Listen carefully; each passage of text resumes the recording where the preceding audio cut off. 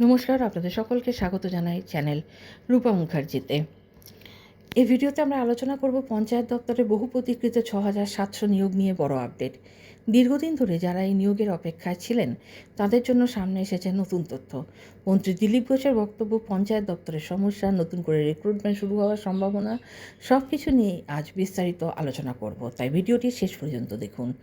আপনারা জানেন, প্রায় 2 থেকে 3 বছর আগে পঞ্চায়েত দপ্তরে প্রায় ৬,৭০০ শূন্য পদে নিয়োগের কথা ঘোষণা করা হয়েছিল। সেই সময় বহু চাকরি প্রার্থী রেজিস্ট্রেশন করেছিলেন, ফর্ম ফিল আপ করেছিলেন, কিন্তু তারপর দীর্ঘ সময় কেটে গেলেও নিয়োগ প্রক্রিয়ায় বিশেষ অগ্রগতি দেখা যায়নি।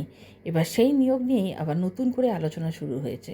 সূত্র মারফত জানা যাচ্ছে, পঞ্চায়েত দপ্তরে বর্তমানে কর্মীর অভাব অত্যন্ত বেশি। অনেক অফিসে পর্যাপ্ত স্টাফ নেই, ফলে বিভিন্ন সরকারি প্রকল্পের কাজেও সমস্যা তৈরি হচ্ছে। সম্প্রতি মন্ত্রী দিলীপ ঘোষ এক সাক্ষাৎকারে জানিয়েছেন, পঞ্চায়েত দপ্তরে দ্রুত কর্মী নিয়োগের প্রয়োজন রয়েছে।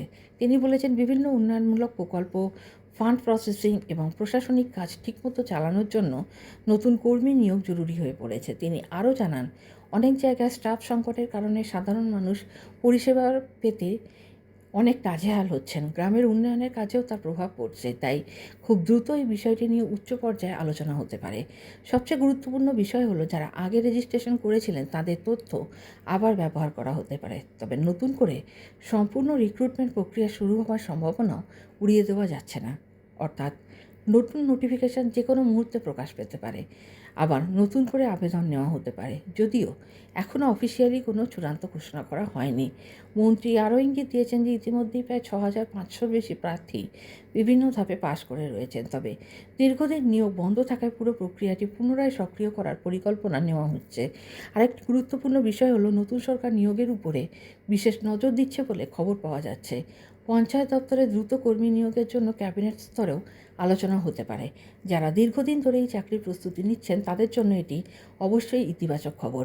বিশেষ করে যারা আগেরবার আবেদন করেছিলেন তাদের নতুন আপডেটের দিকে নজর রাখা অত্যন্ত জরুরি। তবে মনে রাখবেন, এখনও পর্যন্ত অফিসিয়াল নোটিফিকেশান আসেনি, তাই সোশ্যাল মিডিয়ার ভুয়ো খবর থেকে সাবধানে থাকুন।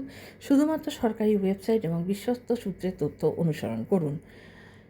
পঞ্চায়েতের ৬,৭০০ নিয়োগ নিয়ে এই ছিল আজকের বড় আপডেট। আপনার কি মনে হয়, নতুন করে নিয়োগ প্রক্রিয়া শুরু হবে নাকি আগের রেজিস্ট্রেশন থেকেই প্রক্রিয়া চালু হবে?